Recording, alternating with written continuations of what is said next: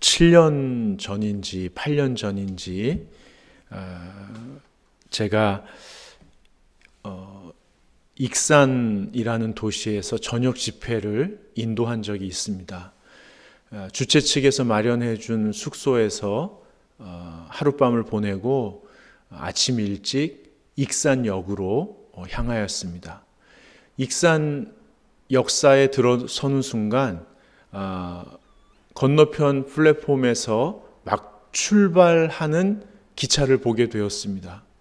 저는 역무원에게 표를 보여주는 듯 마는 듯 하면서 지하도를 향하여 계단을 달려 내려갔습니다. 그리고 기차가 떠나는 플랫폼 쪽으로 달려가서 다시 계단을 치고 올라가 서서는 달리는 기차 옆을 따라 달리기 시작했습니다. 그리고 그 기차 손잡이에 매달려 문을 억지로 열고 그 안으로 들어갔습니다. 서울에 일정이 있어서 놓치면 안 된다는 마음에 무리를 했는데 정신을 차리고 보니 제가 너무 위험한 일을 했고요. 그 후로는 결코 그런 일을 다시 하지 않았습니다.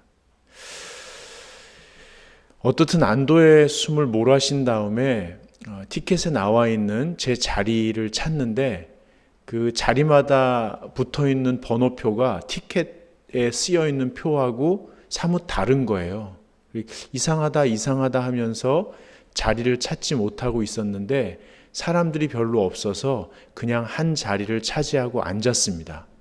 근데 그때야 저는 출발 시간보다 40분 먼저 제가 기차에 올라탔다는 사실을 알게 되었습니다. 저는 서울행 KTX를 탄 게 아니고 반대로 가는 목포행 새마을호를 타고 있었던 것입니다.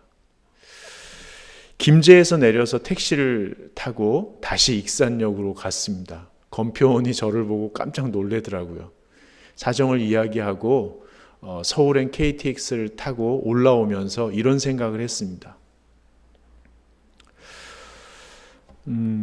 인생을 살면서 온 힘을 다해 달려가서 모두가 그러잖아요. 온 힘을 다해 달려가서 위험을 무릅쓰고 매달려서 열리지 않는 문을 온 힘을 다해 열어 젖히고 올라타서는 내 자리가 아닌 것 같은 자리에 어색하지만 버티고 앉았는데 그렇게 했는데 도착해 보니 반대 방향이면 어떻게 할까?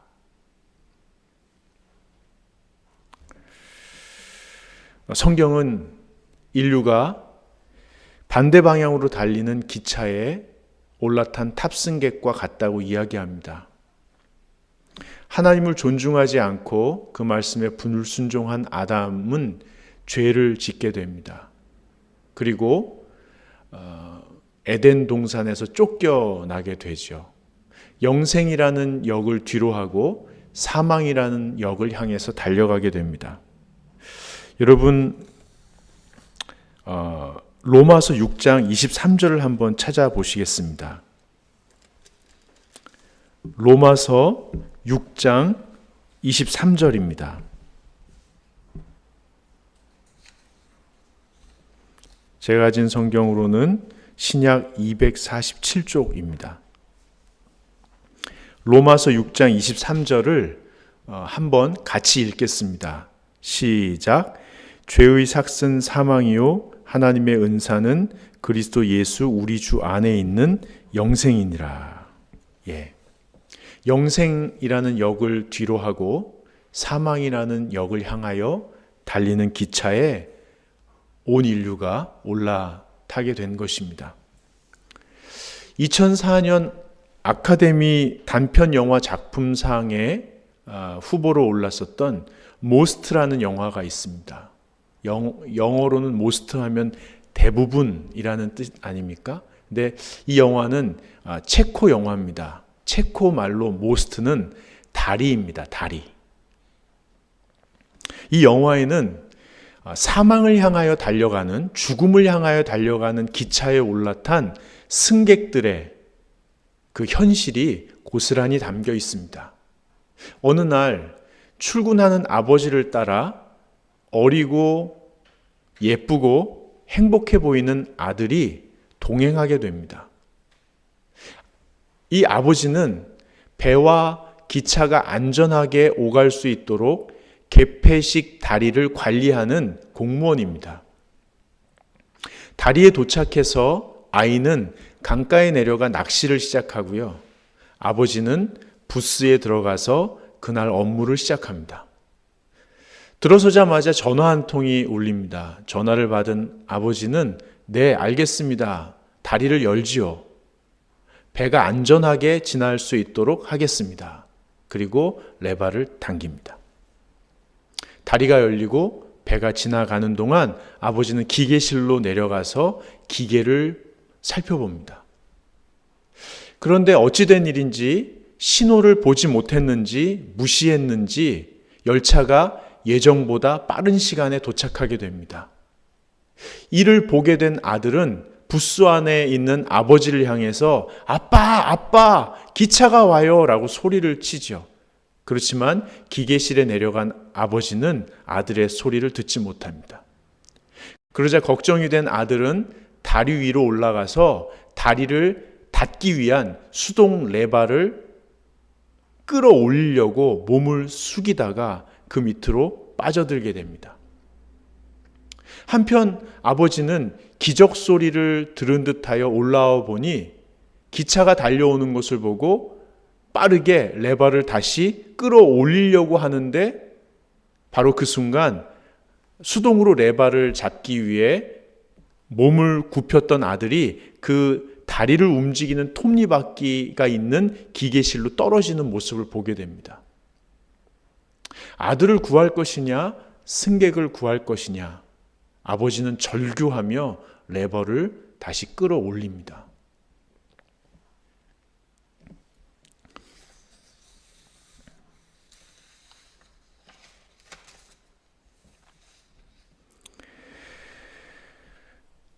다리로 뛰어내려가 다리를 움직이는 톱니에 목숨을 잃은 아들을 끌어안고 우는 아버지.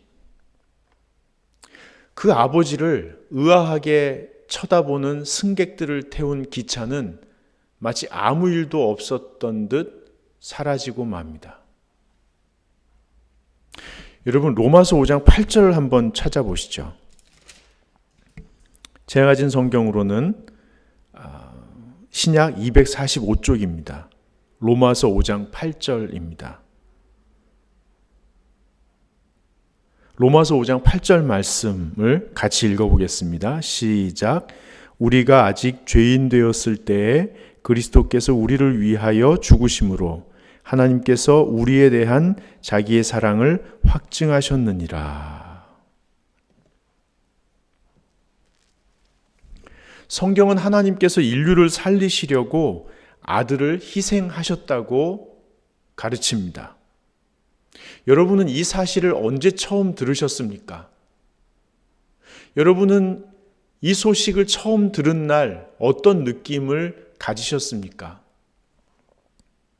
영화에 나오지 않지만 한번 상상해 봅시다. 이 승객들이 종착역에 내려서 플랫폼으로 진입할 때 방송이 나오는 거예요. 다리 관리자가 당신들을 살리기 위하여 방금 아들을 희생했습니다. 그게 아니라면 그날 석간신문 1면에 그 기사가 나는 거예요. 아니면 9시 뉴스 첫 번째 소식으로 그 기사가 나는 거예요. 거기에 탔던 승객들이, 기관사가 그 소식을 듣게 된다면 어떤 느낌을 갖게 될까요? 엄청난 충격을 받을 것입니다. 한동안 멍해서 뭐라고 말해야 될지, 어떤 상황인지도 모를 것입니다. 시간이 지나면 아이가 죽어가는 그 순간 기차 안에서 자기가 뭘 했는지 아마 또렷이 생각날 것입니다. 간식을 먹는 사람들도 있을 것이고, 들떠서 술을 마시는 사람들도 있을 것이고, 그 영화에는 화장실에서 공허한 눈빛으로 마약을 하려던 사람도 있었습니다. 아마 스스로에 대해서 부끄러워할 수도 있을 것입니다. 또 시간이 지나면 한 아이를 희생하고 다시 얻은 생명인데 열심히 살아야겠다라고 다짐하는 사람들도 있을 것입니다. 그런가 하면 혹자는 감정을 도저히 추스리지 못해서 무의식 속 어딘가에 깊숙이 묻어놓고 그냥 아무렇지도 않은 듯이 살다가 불현듯 그 사실이 생각나면 혼란스러워서 비척이다가 쓰러지는 사람들도 있을 것입니다. 하나님께서 나를 살리시기 위하여 예수님을 희생하셨다라는 사실에 우리는 매우 복잡 미묘한 감정을 갖게 됩니다. 신께서 나를 위해 아들을 희생하시다니 너무 죄송한 느낌이 들기도 하고요. 아들을 희생하실 만큼 나를 소중히 여기시다니 매우 고마운 느낌도 들겠죠. 그분 덕분에 살았으니 앞으로 더 잘 살아야지 다짐하는 마음도 가질 것입니다. 그런가 하면 그렇게까지 해주셨는데 나는 왜 늘 이 모양일까 하며 심히 자책하는 마음도 갖게 되겠죠. 여러분, 우리는 수십 번의 혹은 십수 번의 아니면 수번의 사순절을 보내면서 고마움과 미안함 그리고 다짐과 자책감을 번갈아 가면서 느끼거나 또는 한꺼번에 느끼면서 여기까지 왔습니다. 이번 사순절은 어떠셨나요? 근데 조금 당혹스러운 것은 시간이 지나면 우리의 그런 감정과 정서가 무뎌진다는 것입니다. 마치 아무 일도 없었던 것처럼 말이죠. 그래서 예수님께서 십자가를 지시는 일이 당연한 것처럼 생각될 때도 있죠. 기독교 교리의 일부분인 것처럼 교회를 다니는 사람이 하도 들어서 기독교 교리는 그런 거라고 이렇게 여기며 살아갈 때도 있습니다. 여러분, 구약성경 이사야서 53장을 한번 보시죠.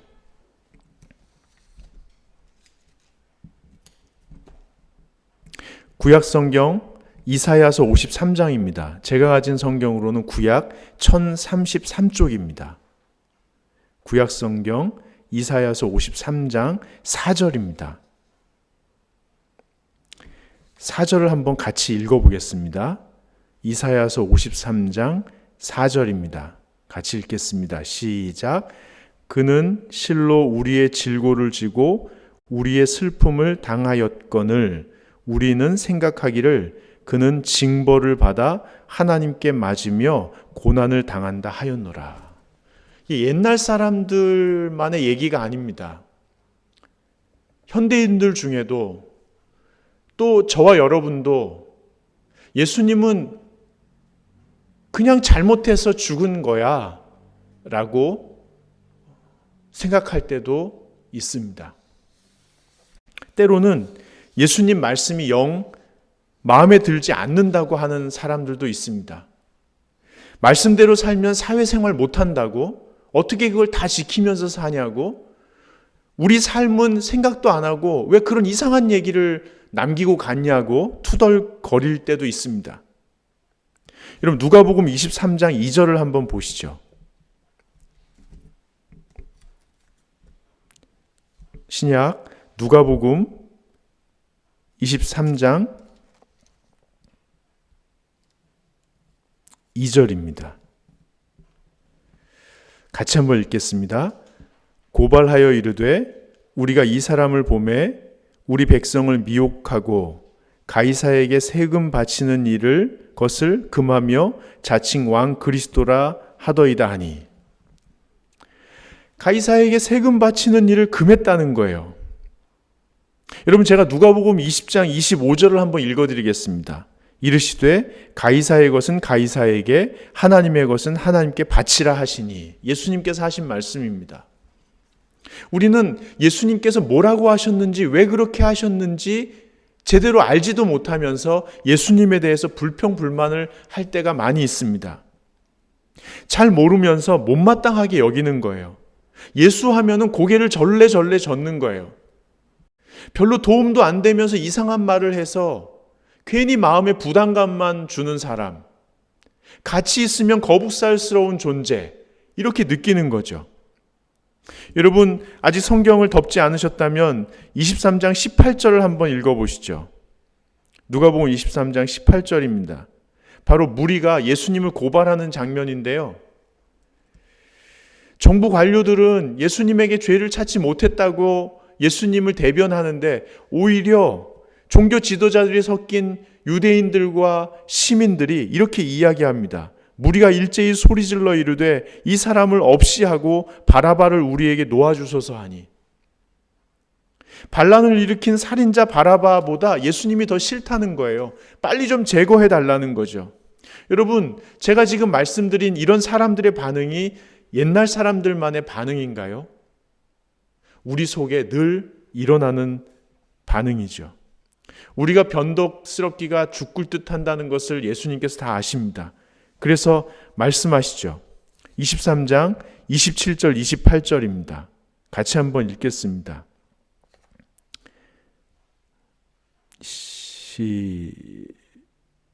시작. 또 백성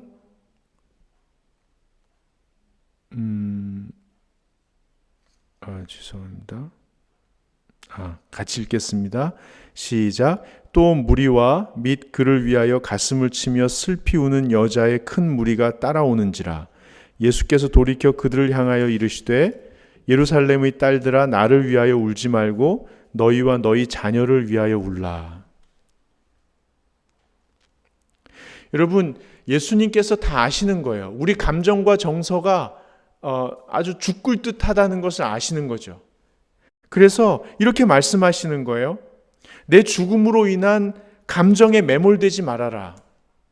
내가 십자가를 지는 것을 바라보면서 너희가 느끼는 감정에 너무 깊이 매몰되지 말아라. 그것보다 더 중요한 것은 너 자신과 너희 자녀들을 위하여 울어라. 즉, 하나님께서 이 십자가 사건을 통하여 너희에게 어떤 일을 이루시는지를 주의 깊게 봐라. 너희 자녀들이 그것을 알 수 있도록 도와줘야 된다. 그것을 모를 때, 그것을 놓칠 때 안타까워서 울어야 된다. 이렇게 말씀하십니다. 여러분, 그래서 하나님께서는 실로 놀라운 계획을 세우시고 그 계획을 이루어 가시는데요. 우리 구약성경 시편 103편을 한번 보시겠습니다. 시편 103편입니다.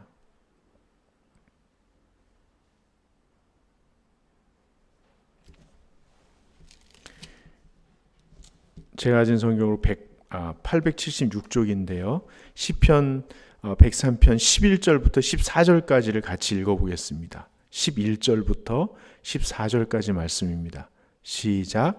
이는 하늘이 땅에서 높음같이 그를 경외하는 자에게 그의 인자하심이 크심이로다.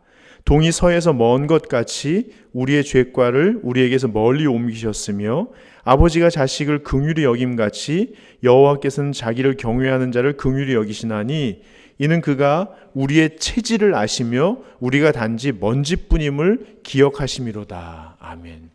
하나님도 우리가 얼마나 부족하고 얼마나 모자란지 다 아신다는 거예요.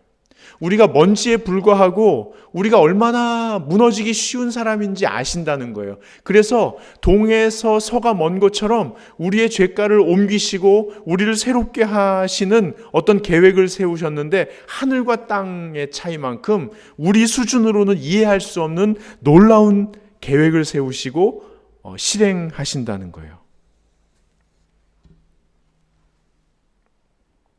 그게 뭐냐면 아주 근본적인 변화를 일으키시는 겁니다. 사망을 향해 달려가는 기차를 돌이킬 수도 없고 거기서 뛰어내릴 수도 없는 우리들을 구원하시기 위하여 놀라운 계획을 세우시는 거죠. 우리의 감정과 우리의 정서에 관계없이, 우리의 변덕에도 관계없이 변함없이 영원한 기초, 반석에 기초한 놀라운 구원의 역사를 계획하신 것입니다. 그것은 바로 우리 신분을 변화시키시는 것입니다. 하나님께서는 예수 그리스도의 십자가를 통하여 사망을 멸망시키셨습니다. 그리고 우리를 살리십니다. 죄를 심판하시고 우리를 사랑하시는 하나님께서 우리를 살리시고 우리를 자녀 삼으십니다. 우리 신분을 회복하신 것입니다. 여러분, 고린도전서 15장 22절을 한번 찾아보시죠. 고린도전서 15장 22절. 제가 가진 성경으로는 282쪽입니다. 고린도전서 15장 22절 같이 한번 읽겠습니다. 아담 안에서 모든 사람이 죽은 것 같이 그리스도 안에서 모든 사람이 삶을 얻으리라. 아담의 죄로 말미암아 사망을 향하여 달려가는 기차에 탑승했던 인류, 예수 그리스도의 희생을 통한 그 사랑으로 말미암아 영생의 기차역으로 우리가 달려가도록 하나님께서 만드셨습니다.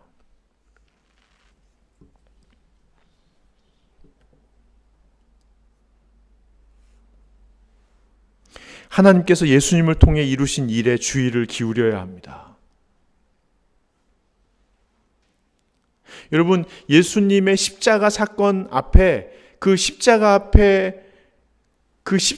대한 나의 감정과 정서도 소중하지만 하나님께서 그 십자가를 통해서 우리를 위해서 이루신 일이 무엇인지 주의를 기울이는 게 더 중요합니다. 우리는 생명을 얻었고 하나님 자녀로서 신분이 회복되었습니다. 하나님께서 온 우주 만물이 새로워지고 온 세상 사람이 모두 온전히 구원받도록 길을 활짝 열어주셨습니다. 예수님께서는 바로 옆 강도가 말도 안 되는 부탁을 하는데 그것을 아주 기꺼이 받아들여 주십니다. 마치 그 강도를 구원하기 위하여 십자가를 지신 예수님처럼 거기에서 죽을 수밖에 없는 강도, 십자가에 달려 죽을 수밖에 없는 강도를 구원하시기 위하여 십자가를 지신 것처럼 예수님은 그 강도의 요청을 기꺼이 받아들이십니다. 여러분, 오늘 본문 말씀으로 다시 돌아가면요. 누가복음 23장 43절에 42절 43절에 이 말씀이 있습니다. 이르되 예수여 당신의 나라가 임하실 때에 나를 기억하소서 하니 예수께서 이르시되 내가 진실로 내게 이르노니 오늘 네가 나와 함께 낙원에 있으리라 하시니라. 아멘. 사실 우리는 다 강도와 같은 사람이죠. 우리가 지은 죄로 말미암아 우리가 십자가에 달려 죽어갈 때 하나님께서 십자가를 지고 이 땅에 들어오셔서 뚜벅뚜벅 내 곁으로 다가오셔서 바로 내 옆에 십자가를 꽂으시고 그 위에 스스로 못 박히셔서 우리가 지은 죄로 말미암아 우리가 죽음의 길로 걸어갈 때 함께 죽어 같이 걸어 들어가셔서 우리를 평생, 아니 영원히 괴롭히는 그 죽음과 죄의 권세와 싸워 이기시고 우리를 거기서 건져내셔서 우리를 구원하신 하나님이십니다. 여러분, 그럼에도 불구하고 우리는 다시 강도처럼 살 수도 있습니다. 많은 분들이 그런 고민을 하시죠. 사순절에 이토록 주님의 십자가 앞에서 슬픔과 아픔과 고마움과 미안함을 경험하고 곱씹으면서도 세월이 흐르고 시간이 흐르고 나면 다시 강도처럼 변화되는 자신에 대해서 한스러운 마음을 갖습니다. 그렇지만 구약에 있는 모든 죄를 지은 우리 신앙의 선배들, 그걸 모두 아시는 분이 그걸 다 아시고도 그들을 위하여, 우리를 위하여 십자가를 지셨습니다. 우리가 구약에 나온, 신약에 나온 모든 사람들의 모든 죄를 다시 지을 것을 아시면서도 주님께서는 십자가를 지셨습니다. 여러분, 아벨을 돌로 쳐 죽인 가인처럼 증오심에 휩싸일 때가 있지 않으십니까? 바벨탑을 쌓아 올린 사람들처럼 신이 되려고 과욕을 부리는 적이 있지 않으십니까? 노아의 방주 문이 닫힐 때까지 끝까지 버팅기며 쾌락에 빠졌던 사람들처럼 쾌락에 휩싸일 때가 있지 않으십니까? 자기 살겠다고 아내를 내어주었던 아브람처럼 제 것만 챙기곤 하는 적이 있지 않으십니까? 형을 속이고 탈탈 모든 것을 빼앗은 야곱처럼 지독하게 이기적으로 머리를 굴릴 때가 있지 않으십니까?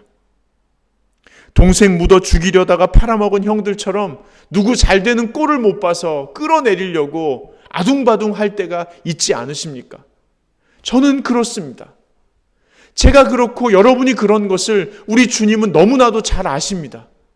그럼에도 불구하고 주님께서는 우리에게 너는 내 사랑하는 아들이다, 너는 내 사랑하는 딸이다 라고 말씀해 주십니다. 로마서 8장 37절부터 39절까지는 이런 말씀이 있습니다. 그러나 이 모든 일에 우리를 사랑하시는 이로 말미암아 우리가 넉넉히 이기느니라. 내가 확신하노니 사망이나 생명이나 천사들이나 권세들이나 현재일이나 장래일이나 능력이나 높음이나 기품이나 다른 어떤 피조물이라도 우리를 우리 주 그리스도 예수 안에 있는 하나님의 사랑에서 끊을 수 없느니라. 아멘. 하나님께서는 그 모든 것에도 불구하고 우리에게 너는 내 사랑하는 아들이요 딸이다 라고 말씀해 주십니다. 여러분, 돌아가시기 전에 언젠가 어머니께서 저에게 해주신 말씀이 있습니다. 명절이 되면 큰 집에 가잖아요. 그러면 정성껏 마련한 설빔을 다 입혀놓고 이제 동생을 챙기고 입히고 가방을 들고 대문 앞에 나오시면 그 대문 앞 골목에 질척거리는 진창, 물이 이렇게 진창 같은데 제가 앉아서 목욕탕에서 할아버지들이 창하시는 것처럼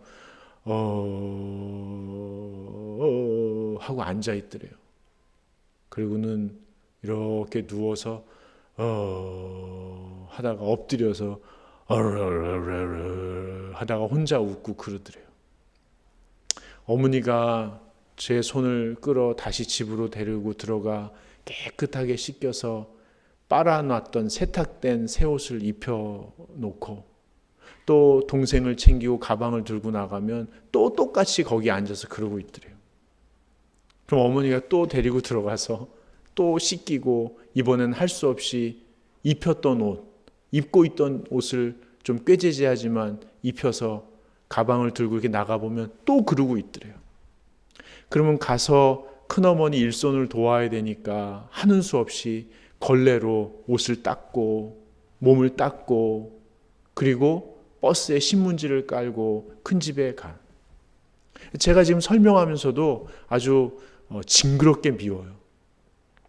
그 얘기를 하시는 어머니에게 제가 여쭤봤거든요. 어머니, 제가 들어도 제가 너무 밉습니다. 몽둥이가 있으면 아주 막 죽도록 때려 패줬을 겁니다. 어머니는 저를 제가 밉지 않았습니까? 때리지 않았습니까? 우리 어머니가 그러시더라고요. 어이가 없어서 웃음이 났다. 그리고 때린다고 알아듣겠냐?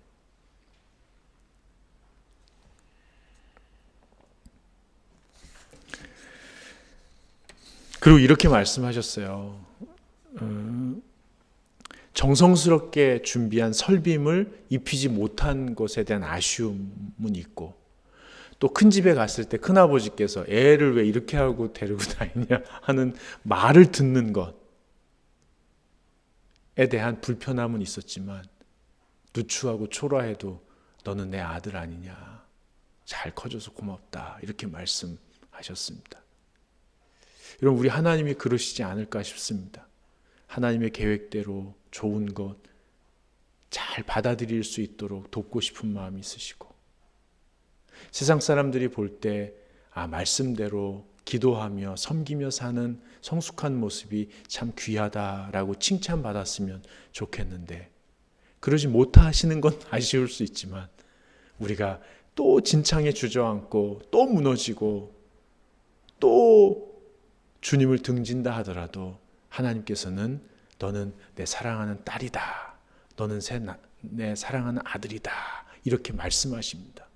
여러분, 그 일이 어떻게 이루어졌냐면요, 우리 예수님께서 그 하나님의 뜻에 순종하셔서 십자가 위에 오르시고 죽으심으로 우리가 가야 할 그 저주의 그 땅까지 들어가셔서 끝끝내 죽음을 멸망시키시고 우리에게 영생의 길로 갈 수 있는 길을 활짝 열어주셨기 때문입니다. 여러분, 고난주간이 시작됩니다. 하나님께서 나를 살리시려고 아들을 희생하셨다는 사실을 고마운 마음으로 받아들이실지, 미안한 마음으로 받아들이실지, 자책하는 마음으로 받아들이실지, 아니면 다짐하는 마음으로 받아들이실지, 그것도 아니면 다양한 느낌을 한꺼번에 느끼실지, 그것도 아니면 어수선한 세상살이 가운데 아무것도 느끼지 못하고 먹먹하게 그냥 보내실지 잘 모르겠습니다.